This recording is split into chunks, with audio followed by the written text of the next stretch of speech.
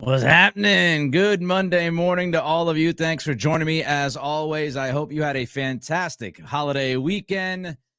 But let me first start here before we get into the news this morning, because there were a couple of nuggets right before we came on that I want to talk about. One from Burt Beer about the third pick, and also one from Ian Rappaport about this offensive line. But before I get into it, let me just say last week on this podcast, we had more YouTube views and many, many more YouTube hours watched in 1 week last week than we had in the entire first month of this podcast. And it's all because of you. We are hitting a crazy stride right now. More people watching, more people listening, more people getting involved. And it's all because of you. So just a big fat thank you on this Monday morning to all of you who have decided to ride with us here on the Nick Cattle Show. It is very much appreciated. Over 2,500 subscriptions. And here's the new goal. 3,000. Can we get to 3,000 subscribers on YouTube before the national championship game on April 8th? That's the goal. April 8th, 3,000 subscribers as we get closer and closer to the draft. But again, a tremendous week last week, and I can't say enough about all of you for hanging around, sticking with us, and believing in this alternative to the rest of what you watch and listen to in the New England area. All right, let's get to some news this morning, and I actually thought that it was very interesting news. We begin with the draft. Burt Beer is reporting that the Patriots have no appetite to trade the number 3 pick. So we talked about last week this idea of Minnesota making that trade last week they made. Now they have 2 first-round picks this year. We thought, hey, Minnesota could be looking to move up to number 3. They could be looking at the Patriots as a possibility to find their next quarterback now that Kirk Cousins is in Atlanta. Well, Burt Beer says the Patriots, on their end of things, they are not looking to shop the 3rd pick, and they have no appetite to trade the 3rd pick. Now, I do give you a warning, and it's the warning that I always give you this time of year. Smokescreen season. Now, this could be the Patriots trying to get as much as they possibly can for the 3 pick by leaking that they have no appetite to move the pick and telling teams we have no appetite to move the pick, trying to build the interest in number 3, trying to build the value of number 3, and trying to get as much as they can for that pick. So I do acknowledge this could be a big smokescreen. But if it's true, we go back to Combine Week. We heard the Patriots loved all these quarterbacks. All the top 3 quarterbacks they are a fan of, and that they would be happy with drafting any of those 3 quarterbacks at number 3. We follow that up with this report from Burt Beer. The Patriots have no appetite to trade the 3rd pick in the draft. And if that is true, I love the conviction. I want to know this front office is 100% behind the guy they're drafting at 3. And that might sound silly, but there are a lot of teams out there in the NFL that reach. They get desperate. They need a quarterback. So they draft a guy even if they have questions about that guy because they desperately need the face of the franchise. I don't want my front office doing that. That's when you make big mistakes. So if this is true, then this is conviction in Daniels and May, because we all believe that Caleb Williams is going number 1 to Chicago. So this would be conviction in that guy that is left. The Patriots, if this report is true from Burt, they don't want to move out of 3. We know that they said they love all the quarterbacks in the top 3 at the Combine. So all of this, if it's true, it all falls together. The Patriots couldn't care less. They could not care less if it's Daniels. They could not care less if it's May. They believe those guys are franchise quarterbacks, and they're showing conviction, which is all I want. It's all I want. I want the conviction in that 3rd pick. If you're drafting a quarterback in the top 3, you best be absolutely head over heels in love with that guy. And with these reports, that's the feel. That's the feel that they are absolutely head over heels in love with Daniels, May, and Caleb Williams. And they'll be happy with any of the 3 that are left to them sitting there with the 3rd pick. And that's why I agree with the decision. If you love the quarterback, pick the quarterback. I said that from day one, and I'm not moving from it. If you love the quarterback, pick the quarterback. I know you have other needs. I know we look at receiver, and we look at tackle. We look hair. We look there. We look everywhere. But if you love the quarterback, then you draft the quarterback. There is no easy way to find that franchise guy. There's just not.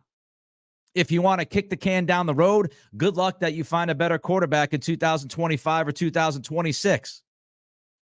We don't know what that draft is going to look like. Maybe 9 months from now, the draft changes and we have 4 or 5 guys in next year's draft that people believe could be franchise quarterbacks. But we don't know that.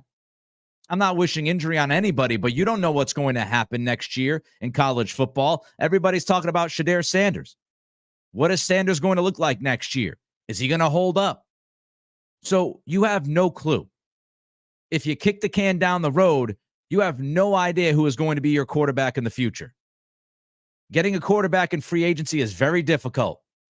Not many Kirk Cousins walking around. And I'm not even in love with Kirk Cousins to begin with. So if you feel like that franchise guy is sitting there at 3, you draft him every day of the week. You absolutely do it. So if they love the quarterback, pick the quarterback, I'm good. I'm good with May. I'm good with Daniels. I like both guys. Whoever this front office feels like is the guy, and if they feel like both could be the guy, I'm good with it. For people screaming, Nick, they can miss on the guy. They can miss on the 3rd pick. You've got to trust the evaluation. I read this morning, Alec Lewis in The Athletic. He's the beat writer for the Vikings, and obviously there's a lot of questions about the Vikings and what they're going to do, so he's writing a lot about quarterbacks, and this is what Lewis wrote this morning. Pro Football Focus's Timo Risk investigated draft success rates in 2020, found that the odds of finding a 90th percentile quarterback with a top 3 pick is 20.7%. So your odds of finding a 90th percentile quarterback in the top 3 is just under 21%. Not a great hit rate, right? But here's the issue. The odds of finding a 90th percentile quarterback in the 2nd round dropped to 6.6%. So that tells us what I've been saying for a long time now. Yes, there's risk at number 3. Yes, you can miss at quarterback at number 3. But drafting a quarterback that you believe in the top 3 gives you a much higher chance to hit on that quarterback than if you wait until the 2nd round, 3rd round, 4th round, 7th round, Mr. Irrelevant like Brock Purdy. And people get all wrapped up in the hit rate. You've got to compare the hit rate of guys that were drafted in the top 3 to the hit rate of all the other quarterbacks that were drafted past 3. Now, that research, again, was done in 2020. But what it told us was you have a 3 times better shot finding a 90th percentile quarterback in the top 3 than you do in the 2nd round. So just going off of that, if you're a fan of Michael Penix or Bo Nix, that research back in 2020 from Pro Football Focus would tell you that you have 3 times more of a chance hitting on number 3, on whoever you draft, May, Daniels. I know there's some talk about McCarthy. You have a 3 times as much chance of hitting on that quarterback at 3 than you would if you're drafting Penix or Nix at 34. That's the conversation. Not the other conversation people are having, which is, look at all these quarterbacks that were drafted in the top 10 that were busts. That's the context of the conversation. All right, before I continue, I will say this, one quick note. Whoever you take at 3, if you feel like you've got to sit that guy for a year, if you got to sit him for 6 weeks, if you got to sit him for 10, sit him.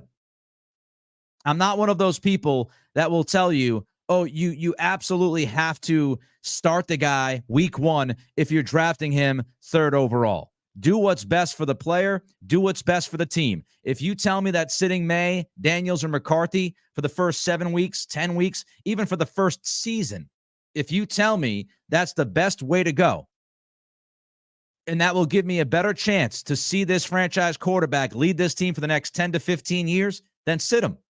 You're not winning anything in 2024. All right. Like, subscribe. Again, last week, free agency week, we had more YouTube views, many more than 3 times as much. We had more YouTube views, well, more than 2 times. Bad math by me. Over 20,000 YouTube views last week. Our first month on YouTube, we had 9,000 YouTube views. Tons and tons of extra YouTube hours. on the show last week from your eyeballs, and I appreciate that. A record-breaking week last week. Let's continue that momentum, and we do that by liking, commenting, and subscribing. Again, if you hit the like button, you give us that thumbs up, means more eyeballs. We expand the reach. We expand the brand. So give us that like. Take a second of your time. Give us that like on Twitter, Facebook, especially on YouTube. Don't forget to rate and review as well. And our goal, our new subscriber goal for YouTube is 3,000 subscribers by the national championship game on April 8th. Can we get to 3,000? I believe that we can, but we've got to push. We've got to push on through. So like, comment, subscribe, rate, and review. The Patreon page, exclusive content. Last week was the launch of that. Off to a good start. Continuing to do different things. We're now getting into Discord. So if you want to check out the Patreon page, patreon.com/Nick Cattles, $5 a month, $1.25 a week for exclusive content. Exchange one of those pints that you had over the weekend. Exchange a pint for a Patreon. Easiest way. All right, before I get to the second bit of news this morning, because there's more Patriots news coming out, let me jump to the super chat here after the huddle. After the huddle, $5 super chat. So that's a perfect example, right? You throw $5 down on a super chat, that could also get you a month of exclusive content, ad-free podcasts, mailbags, all sorts of stuff for the $5. But after the huddle says, first, we want to say congrats on everything you've accomplished. Well, I appreciate that. What would it take to get you on for a sit down on our pod for Celtics and Pats talk? Just hit me up. Hit me up, DM me. If we can find some time to make it work, I'll make it work. I'm always willing to sit down with people and shoot the ish with them. So it won't take much. Just reach out. And of course, it's got to work with the schedule. Sometimes you gotta stay on me because I forget. My head is dancing all over the place. But yeah, if you want me on the pod, I'll jump on the pod. Just reach out and let's try to work on a time that will be able to make it reasonable and fun. So just reach out. That's all you got to do. Again, thanks for the super chat. All right, the second bit of news. The second bit of news this morning, Ian Rappaport reports that Mike Onwenu is the right tackle. So we talked about this late in the year. We talked about this just before free agency. And we certainly talked about it when Onwenu reached an agreement with the Patriots on that contract extension. I did not want to pay $19, $20 million for a guard. Didn't want to do it. Now, if he was going to play tackle, I'd be fine with it, if that's the plan. Well, Rappaport is saying this morning that that is indeed the plan. Onwenu is going to be your right tackle. No longer playing guard. The working plan is to walk into this season with him at tackle. And I would say, just as I said, when the contract extension was signed, the contract makes sense if he's playing tackle.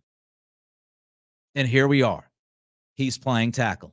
That's the plan. That's why you pay him $19 million a year on the AAV. That's why you give him almost $40 million guaranteed. That's why you give him a $22 million signing bonus, because you see Onwenu as the starting right tackle and not the starting right guard. So that contract makes a lot more sense given the context of the situation. So it makes sense if you believe he can play right tackle. And look, I think there's some question about that. I'm not telling you he's going to be able to lock it in and be a full-time right tackle and give you fantastic performance after fantastic performance. We'll see. But he told Mark Daniels in December that he was going to focus on training as a right tackle this offseason. He was going to put all of his energy into the right tackle spot. That was his plan. That's his path. And so now it's going to be up to Onwenu to prove that he can be that guy. The Patriots have some film on him from last year. They obviously liked what they saw enough to give him this contract. They believe that he can play tackle. He played tackle going back a couple years ago as well, a little bit here and there. So the Patriots believe that he can play tackle. Onwenu says that he can play tackle. He wants to play tackle. He's comfortable playing there. So now it's up to Onwenu to do it. And it also shines a light on Scott Peters. And if you look at Scott Peters, a lot of people have been talking about Peters and his ability to coach the offensive line. and that he's great at what he does. And so you bring in an offensive line coach and the assistant offensive line coach, Kugler. You bring those guys in to work with Onwenu and get him ironed out on the right side, full-time tackle. So now it's on Onwenu, it's on Peters, it's on Kugler, it's on that coaching staff. And what you have is, from the center spot out to the right, David Andrews, really good. City So showed some promise last year, got better as the season went along. We talked about this a few weeks back. There was a story, I think it was in Mass Live, saying that City So was the presumed starting right guard. That's when the right tackle stuff started to make some sense about Onwenu when I read that. So now you've got Andrews, center, So, right guard, Onwenu, right tackle. That's your right side. And if Onwenu doesn't work out at right tackle, say if it becomes a disaster, well, you can move Onwenu back to guard, and you could put Okorafor at right tackle for the rest of the season. Is it what you want? No. Of course, you want Andrew So and Onwenu from center to right tackle. You want that to work out. That is what you need. That is what you want. But you do have some flexibility with the signing of Okorafor to slide him at right tackle if you need to. The left side, we'll get to that a little bit later.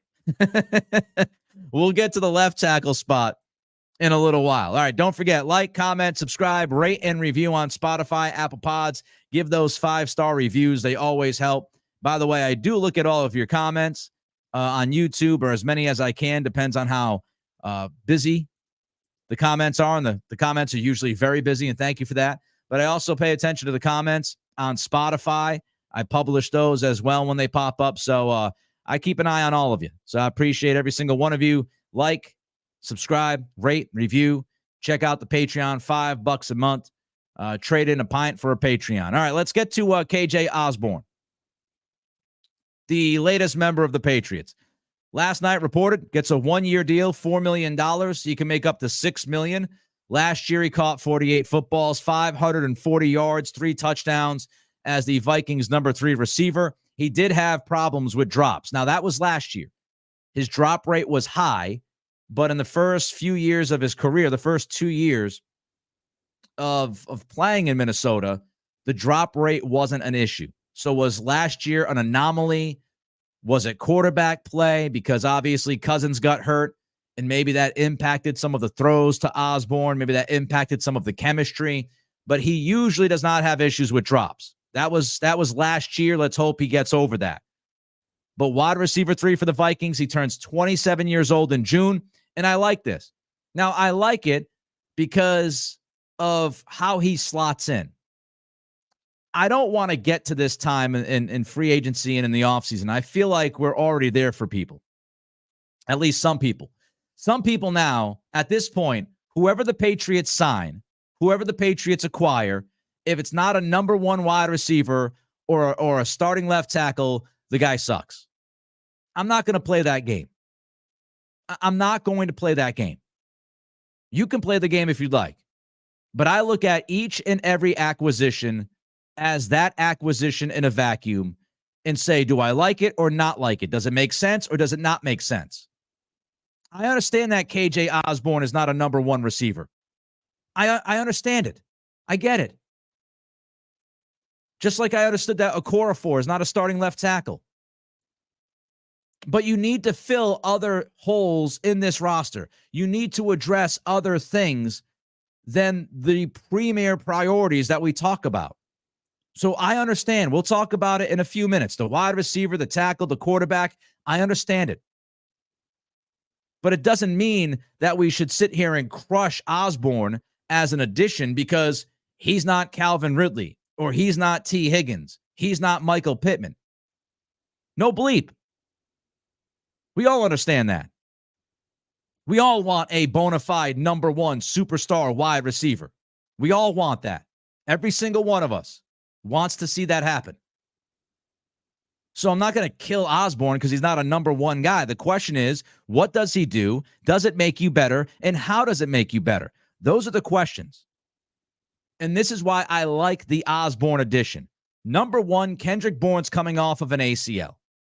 I would hope that Kendrick Bourne is going to be healthy. I would hope that Bourne will be ready week 1 to help this team and produce right away. That's my hope. I don't know that to be a fact. If Kendrick Bourne has to start the season missing some time, now you have somebody who is a legitimate NFL wide receiver who has produced to slide in and take over for Bourne while he's out. That's a good thing, folks. Another idea. It pushes Juju Smith-Schuster. Maybe the Patriots, we know the Patriots want to trade Smith-Schuster. They've been trying to trade Juju. They tried to trade Devontae Parker. They couldn't get it done, so they cut him. They're trying to trade Juju. If they trade Juju, guess what?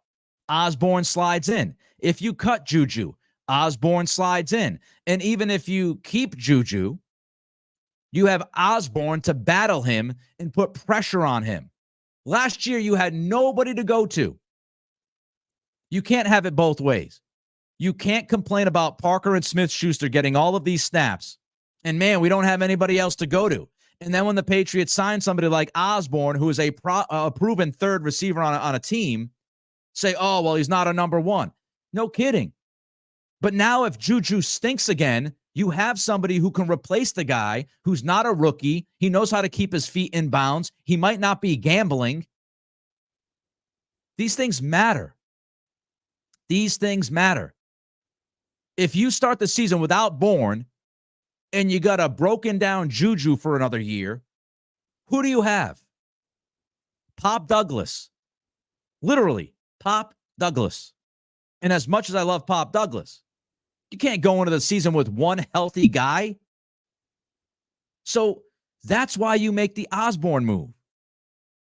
You don't make it because you think he's a number one superstar. You make it because, man, if Juju stinks, or we trade him, or we cut him, or if Bourne's not ready, we need an NFL receiver to fill that spot.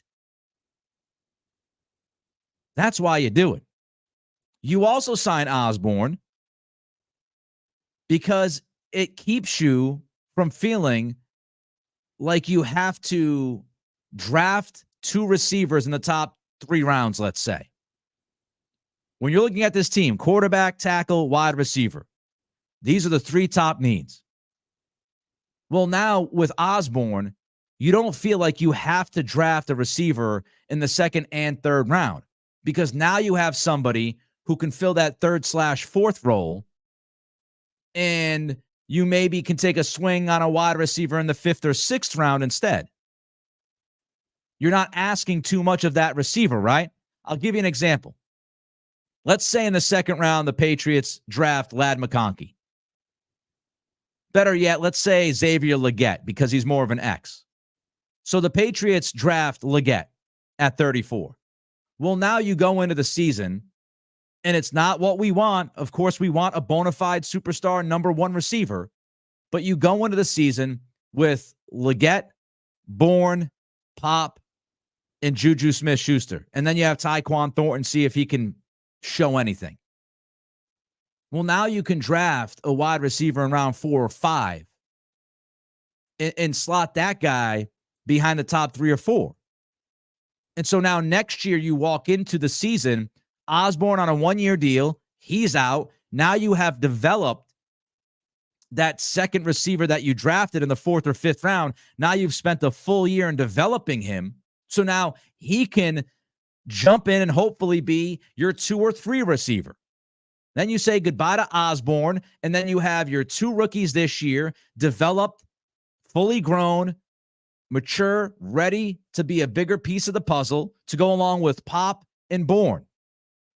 So that's what you have to think about. It's short-term and long-term. That's what the front office is doing. They're trying to balance those 2 things. They're trying to get better for 2024, but they also have to keep the 30,000-foot view on everything involved here.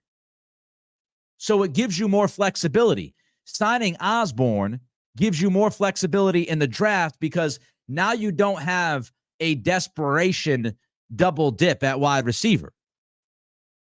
Hopefully that makes sense to all of you. And Osborne's productive.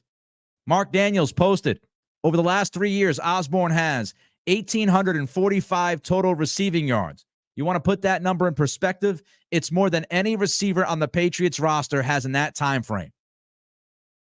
He literally would be your most productive receiver.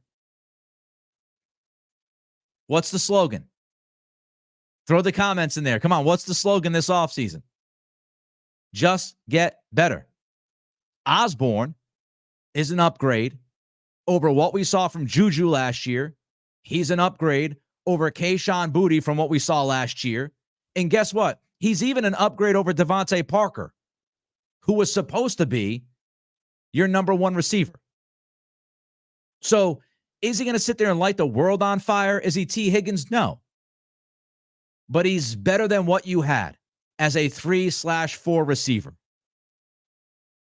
And that's the point.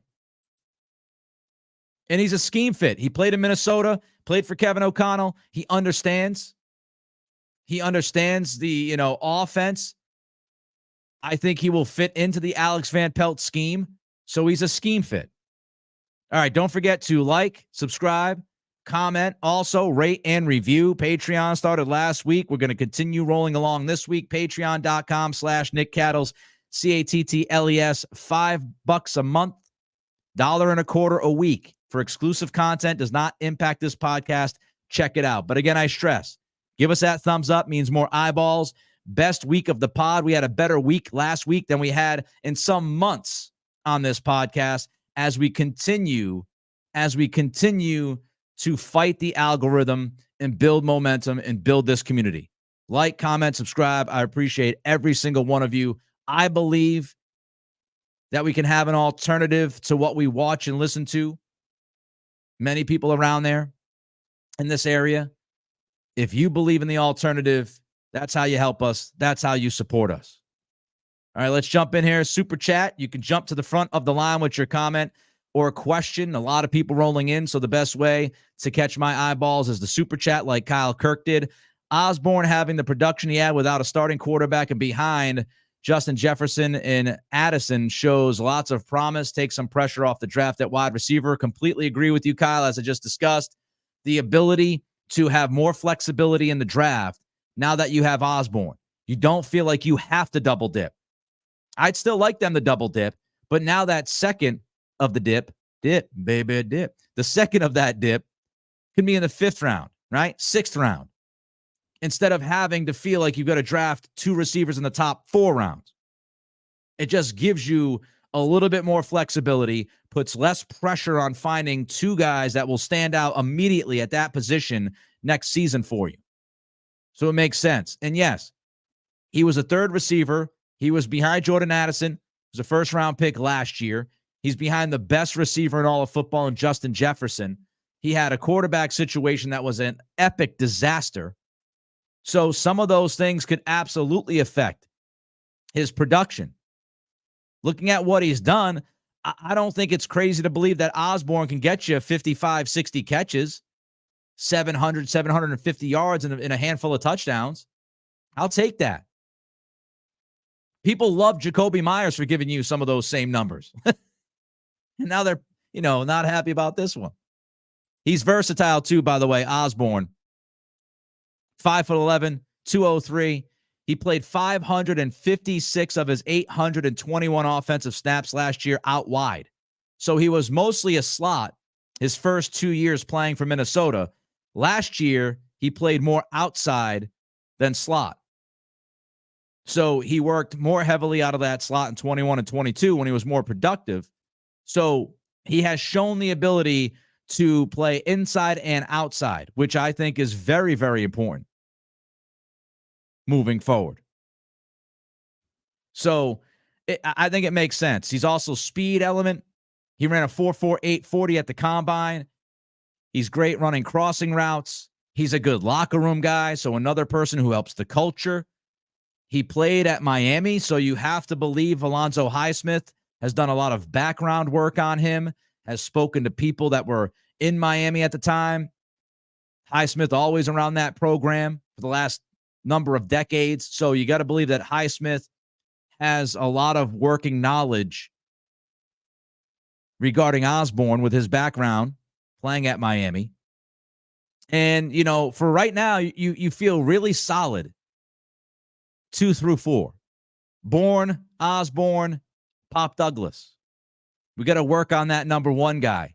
We got to work on that number 1X. We'll talk about that in a minute. We got some more nuggets from the weekend I want to share with you. We got another super chat first. Let's jump to Devin Allen. Trent Brown back at left tackle or a young guy with upside? Well, I was hoping we would never get to the point where we would have to discuss Trent Brown, but it feels like we're getting closer and closer to that kind of situation. I don't believe Brown will be back here. Could be wrong. Maybe Gerard Mayo and company feel like they could still get something out of him, and that, with a 1-year contract, maybe he'll be motivated. I'm done with the Brown experiment. Very talented guy. If you told me he was going to stay in shape, if you told me he was going to stick with the program and he was going to help the culture and all of that, if you told me that, then I would be in. But nothing from Brown's history has shown us his ability to stay in shape consistently and be that guy in the locker room as a leader and a rock. He hasn't shown that. I'm out on Brown. I'm in on the talent. But again, I'm out on him because I just don't believe he will ever pay that talent fully like he did years ago for the Patriots. Then he got that big deal out on the West Coast, and ever since then, it's been a nightmare. He's off on. And it's a shame because talent-wise, he's damn good. Brown could have made this so easy for the Patriots if he just could have kept his ass in line. It's all he had to do. Stay in shape, play football, that's it. Focus on things that matter. If he did that, you'd have right now Trent Brown, Mike Onwenu at the tackle spots, Sidy Sow right guard, Cole Strange left guard, David Andrews center, and you'd feel pretty good about the offensive line. You certainly wouldn't feel like there's a matter of desperation on the left side. But that's on Brown. That's not on the Patriots. So I am out on Trent Brown. Young guy with upside. I mean, they have to at this point, right, Devin? They've got to invest a pick, if not 2 picks, at tackle. Similar with wide receiver. So I'm out on Brown. Drafting somebody young, yes. Yes, Patriots Loco says, I don't want Brown back. I don't think many people want Brown. Nightshade says no to Brown. I'm just seeing some of these right now. Let me skip up to the other chats here. Rod Smith says Tyquan Thornton will have a breakout year. Oof. Your lips to the football god's ears. I'm not going to believe Tyquan Thornton's going to have any kind of a breakout year until I actually see him do it. Aaron says Osborne is a good pickup. Also trying to extend Barmore and Judon. Yeah, we'll get to that in a minute. Mike Larry says he sounds too good only for a 1-year deal. Well, again, I think you want to build through the draft. And if he has a great year, you could always keep him and extend him. You're going to have a boatload of cap space next year. So, you bring him in, and for him, why a 1-year deal? Because it gives him the ability to come in and show the NFL that he's very productive, and he might be able to get an extension off of it, or he might be able to get a brand new deal off of it and make more money. So that's why he would do it. All right, let's get to some other nuggets quickly here from the weekend. We got to talk about left tackle. We just mentioned Trent Brown. It's a huge hole. It's a huge priority. And I was disappointed to see Tyron Smith sign with the Jets over the weekend.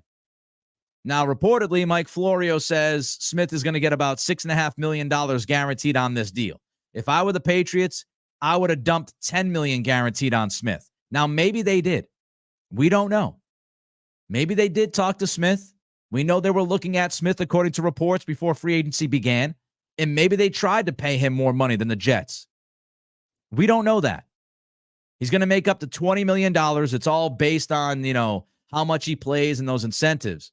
I thought Smith would have been a perfect bridge guy, so you didn't feel the desperation to draft a tackle in the first 2 rounds if you didn't like them or love them. But let's not overlook this idea of, Smith said, this is an opportunity to win a Super Bowl and play with Aaron Rodgers.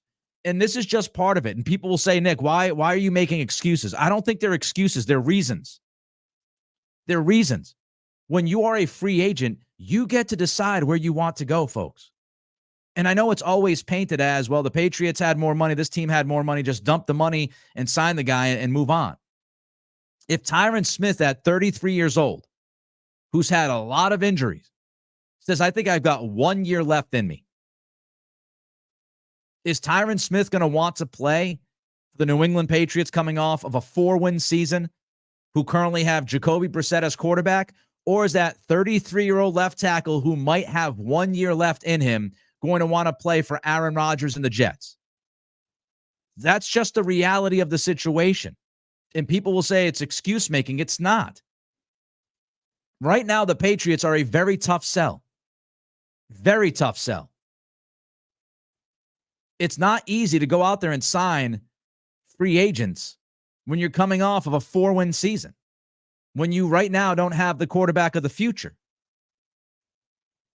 So all of these things matter. Quality of life, cost of living, taxes, the desire to win, a new coaching staff. People don't really know what to expect from Gerard Mayo. All of these things matter. The Houston Texans weren't shopping for superstars last offseason. They signed a bunch of guys to 1-year deals, short-term deals. They had a new coach in DeMeco Ryans. They didn't go balls to the wall.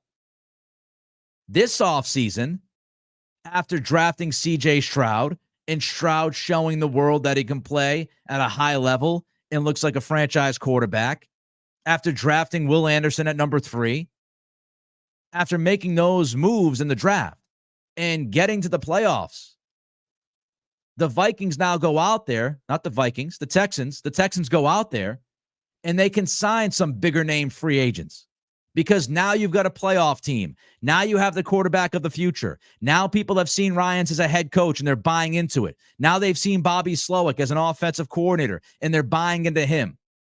That's how this works. Zach jumps in. $5 super chat. Again, $5, Zach, will also get you exclusive content at the Patreon. If you want to sign up, patreon.com/Nick Cattles, Cattles. Should the Pats call the Cardinals, tell them the Chargers are trying to move up to 3 for Marvin Harrison Jr. Zach, this is one of my favorite ideas. And we talked about this going back several weeks ago now. I had mentioned back then that it would make sense if the Patriots talked to Arizona to move down to 4 if Arizona was, doing jumping jacks over Marvin Harrison Jr. Because you could slide down to 4. If you get the promise from the Cardinals that they're going to draft Harrison, then you don't lose your quarterback and you draft your quarterback at 4. And when I talked about that, people asked the question, or they pushed back and said, well, why would Arizona do that, Nick? They could just sit there at 4 and draft the receiver. And this is exactly what Zach is saying, because Elliott Wolf plays the game. Elliott Wolf tells the Cardinals, I've got the Chargers calling. Chargers just lost Keenan Allen. Well, traded him, didn't lose him. Cut Mike Williams. The world knows they need a wide receiver 1. It is now more than believable for the Patriots to talk to Arizona and say, Jim Harbaugh keeps calling me, man. This guy's a pain in the ass. He just keeps knocking the door. We're going to trade. We're going to trade this pick to the Chargers at 5. Now, the issue with that is Arizona could fight back and say, you're not going to trade down to 5. Because then we could trade our 4th pick. We can move down, and you're going to lose your quarterback. And the Patriots could play the game and say, we're sold on all the quarterbacks. We'll pick J.J. McCarthy at 5 if we have to. That's how this game works, and round they go. But I do think it's a fun idea, and it's a great idea. If the Patriots try to leverage Arizona, if Arizona wants Marvin Harrison, move down to 4, draft the quarterback there, and pick up an extra asset. I think it's a great idea. Now, what I'm reading over the weekend is that Arizona wants to actually move down. So I don't know if the Cardinals are looking at this as Marvin Harrison or bust. Now, that could be Arizona also leaking stuff to help their position so teams don't feel like they can get something out of them to move from 4 to 3, right? Smokescreen season. But from what I've read, Arizona wouldn't mind moving down and getting more draft capital to address some of the needs. I mean, they can move down and still draft Neighbors or Odunze, right? Eric Griffin jumps in. New England isn't a hot destination anymore, folks. It's true. They're just not. I mean, this is not the days of Tom Brady. And some people will say, well, other bad teams, Nick, they sign guys. Yeah.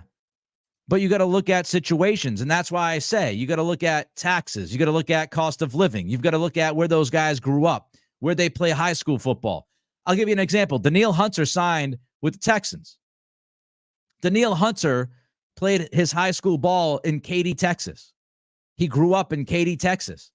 Now, I had to look this up on Google Maps, literally, because I don't know much about Katy, Texas. But Katy is like 45 minutes away from Houston. So, in Texas, no state income tax. So these guys are actually thinking about these things, and their agents are thinking about these things.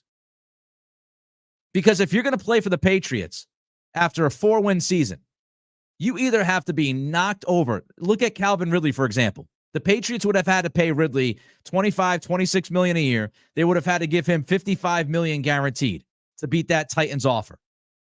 The Patriots saw Ridley as a guy who was worth making $42 million guaranteed.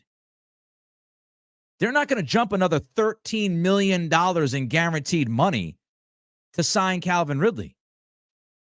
I wouldn't. So Ridley looks at it. He's in Tennessee. It's a 90-minute flight from Tennessee to Florida. He spent his entire childhood, grew up in Florida, played high school football in Florida, in the Coconut Creek area. Then he played in Alabama. Then he went from Alabama to Atlanta. Then he went from Atlanta to Jacksonville. You sense a trend? And now he's going from Jacksonville to Tennessee.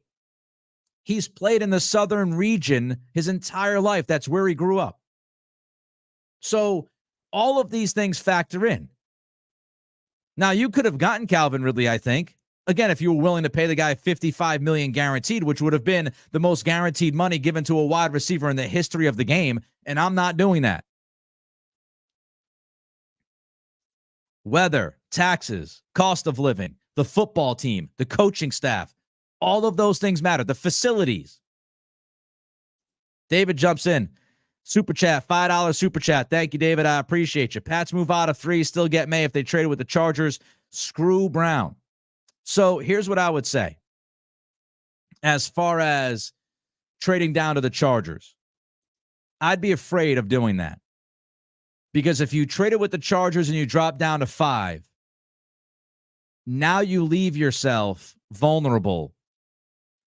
And a team jumps up and a team moves with Arizona and they draft May at 4. And now you're screwed. So that's the problem I have with the LA Chargers trade scenario. Now, if you don't love the quarterback, absolutely. If you don't love the quarterback and the Chargers want to draft Marvin Harrison at 3, then make that deal every single time. But if you love May, you love Daniels, you love Williams. If you're Elliott Wolf and you're walking into this draft saying, I absolutely have to have one of those 3 guys, I'm not moving down to 5. Again, we talked about the 4 scenario. I'm not moving down to 5 because a team can jump me and in that 4 slot, take the guy that I love. And that would be a massive mistake. Don't forget to like. Don't forget to subscribe. Haven't said it in a little while here. Got to keep pumping it. That's how we build the momentum. Our best week ever last week. Last week, YouTube-wise, we had more views and more hours watched last week than we had in some months in this podcast, especially at the very beginning, especially month number 1, September to October. It's all because of you. Don't forget to like, throw that thumb up, comment, and subscribe. Trying to hit 3,000 subscriptions by the national championship game on April 8th. So let's get to that goal. All right, back to some of the nuggets from over the weekend. Again, Tyron Smith, disappointed. We don't know if the Patriots dropped the bag on the table to him. We know they were interested. He wanted to play for the Jets. He wanted to play with Aaron Rodgers. I get it. What I don't get is Doug Kyde's report. Doug Kyde reported over the weekend that there are people in the Patriots organization who think Okorafor could play left tackle. Thanks, but no thanks. And I don't know if that is one of those lines to kind of push one of the tackles that are left on the market towards signing with the Patriots. But if your plan is to walk into this season with Chuck Okorafor at left tackle and Mike Onwenu playing full-time right tackle for the first time in his career, that is not a good plan. I am out on that plan. No, thank you. Okorafor has played every single snap aside from 2 in his NFL career at right tackle. Now, he played left tackle in college, but that's 6-7 years ago. If you're telling me the plan is Okorafor at left tackle, I'm out on that plan. Okorafor as a swing tackle, I'm in. But I do not like the idea of walking into the season with Okorafor on the left side and first-time, full-time Onwenu on the right side. You can get me to believe in Onwenu on the right side. You're not going to be able to get me to believe in both of those guys at tackle. No. Out. That would not make me feel good. One name I do keep an eye on, Charles Leno. I think Charles Leno would be a very interesting name to sign, short-term deal, similar to Tyron Smith. He played for Washington last year. His pass blocking was actually pretty good. I think Leno is a good left tackle. He's not great, but I think he's good. And so if you sign Charles Leno, DJ Humphries is another guy that you might look at. They're not going to light the world on fire, but if you get Leno and you put him on the left side, then I think that is a good plan by the Patriots. If you said that Leno was your left tackle, Onwenu was your right tackle, you had Okorafor as your swing tackle, you had Calvin Anderson for that extra depth, I don't think that's terrible. I don't think that's great, but I think it's a fine plan. And then you go into the draft. If you sign somebody like Leno, you go into the draft with less desperation to draft that offensive tackle in the first 2 rounds, which again brings you more flexibility and gives you more options draft time, which I think is crucial. And if you don't sign Leno, you don't sign a Humphries, then I don't know if you can go beyond the 34th pick without bringing in a tackle. And I know tackle is deep, but you're almost in the corner to draft a tackle at 34. All right, we'll have more thoughts coming up. You guys keep sending the super chats, which I appreciate. Kyle Kirk, everything is a prep for 2025. Build the cake with the draft this year. Next offseason will possibly offer better opportunity for free agency, which is the icing. Patience in all caps. Yes, patience. Patience, patience, patience. Now, I tweeted this over the weekend at Nick C Radio if you want to follow me. There I am at Nick C Radio. I tweeted this over the weekend. If we get to May 1st and we have no suitable left tackle, no suitable wide receiver 1, and no young quarterback, I'm going to be pissed. I'm going to be angry. And I'm going to light the Patriots on fire on this podcast. If we're talking May 1st, post-draft, and you still don't have an answer at left tackle or wide receiver or quarterback or a future at quarterback, then this offseason was a disaster. But there is still time. There's still time to sign somebody like Leno. There's still time to draft that quarterback at 3. There's still time to acquire a wide receiver if you can go out there and get a Higgins or an Ayuk if that's what you want to do. There is still time. There is still a scenario where you have Drake May, A.D. Mitchell, and Charles Leno. If that's the case, then I'm okay with it. I'm okay with A.D. Mitchell as my number 1. I'm okay with Drake May as my future quarterback. And I'm okay with Charles Leno as my left tackle starting that I can depend on. So we get to May 1st and we're having some of these same conversations. This offseason was a disaster. But I'm not freaking out right now. There's still plenty of time to acquire guys via trade. This draft was always going to be the biggest phase of the offseason. It was always going to be the biggest phase, the draft. We talked about why last week. Ramsey with a super chat. If you love your guy, you don't play with picks. You just draft them like the Lions. Yes, I agree. If you have a quarterback at 3 that you love, you draft a guy at 3. The only thing is you can move down to 4 because you trust Arizona. It's very similar to the Celtics, right? When the Celtics drafted Tatum at 3. The Celtics traded out of 1, went down to 3 because they knew that Philadelphia was going to draft Markelle Fultz. They got that promise. Ainge got the promise. He's not moving out of number 1 if he doesn't know what Philly's doing with that number 1 pick. So he knew that Fultz was going 1. He wanted Tatum. He knew, and this is intel and this is conversations you have, he knew that Lonzo Ball was going to the Lakers at 2. So he knew that Tatum would be there at 3. So if you're Elliott Wolf and Arizona is interested in moving up to 3 to get Harrison, then I'm comfortable moving down to 4 because they'll draft Harrison and I still get May or Daniels, who's ever left. But when you trade down to 5 or 6 or 7, now you're risking it. All right, some other quick notes. Some other quick notes here from over the weekend that I saw. Mike Reese reporting that the Patriots have begun to preliminarily explore a resolution with Matthew Judon. That makes all the sense in the world. Part of my offseason plan was giving Judon a bump this season. You need him on edge unless you're going to trade him for a second or third round pick and draft a young edge. You need him right now. I think you're fine at edge with bringing it back. Judon, Uche, Jennings, developing Keon White. I think you're fine on the edge. But if you subtract Judon from that, now you're putting an awful lot on Jennings, an awful lot on Uche, who I still think is a sub-pass rusher, and a lot on the development of Keon White. So I think keeping Judon, keeping that culture, keeping his production, you bump him with some incentives, makes all the sense in the world if he's willing to do it. Reese also reported that the Patriots are expected to start extension talks with Christian Barmore. Yes, please, may I have another? Abso-freaking-lutely. You get that Barmore extension done this offseason. No question about it. You've got the cap space. He was a beast last year. Aaron Donald is now out of the league. So Barmore is going to jump up in those defensive tackle rankings. He played like a top 5 to 8 defensive tackle in stretches last year. He played like a top 10 defensive tackle for the final 2-3 months of the season. You absolutely give him that extension. And I think they will. I think Christian Barmore will get an extension before the season kicks off. So I thought that was really good news. They're looking to bump Judon, work something out, get a resolution, keep him here, and get that extension done with Barmore. I wrote about that at Boston Sports Journal going back a few weeks ago if you want to check that out. At BSJ, I wrote, the Barmore extension, it's got to get done. This is the time to do it. You keep that young, talented core. You kept Onwenu. You're trying to keep Duggar.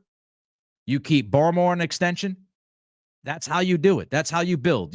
You sign the core to extensions, and you supplement via the draft and free agency. Barmore, to me, is a huge priority. He's a blue-chip guy. You got Christian Gonzalez, and you got Barmore. You could have 2 blue-chip defensive players. And hopefully you develop Keon White so he starts to explode more week in and week out. And Barmore's going to get money, man. He going to get that money. He's going to get paid. So be ready for that. We could be talking, tens and tens of millions of dollars in guaranteed money. All right.